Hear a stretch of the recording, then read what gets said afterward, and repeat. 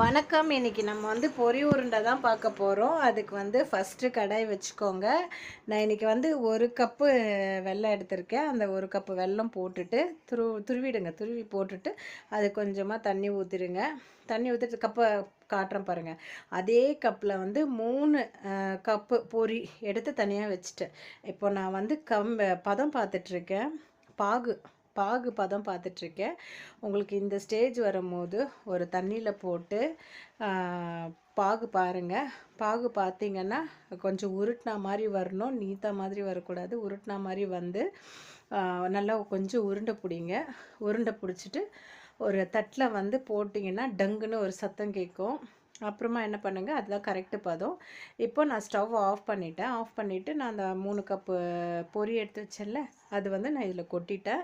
இந்த கிளற கேப்பில் எனக்கு சப்ஸ்கிரைப் பண்ணுங்க, லைக் பண்ணுங்கள், கமெண்ட் கொடுங்க. பக்கத்துலேயே நான் அரிசி மாவு வச்சுருக்கேன். நான் எதுக்குன்னு இந்த சூட்டோடு எடுத்து நம்ம உருண்டை பிடிக்கும் போது அரிசி மாவில் கொஞ்சம் தொட்டு நம்ம உருண்டை பிடிச்சோன்னா கொஞ்சம் நமக்கு வந்து கரெக்டாக வரும்.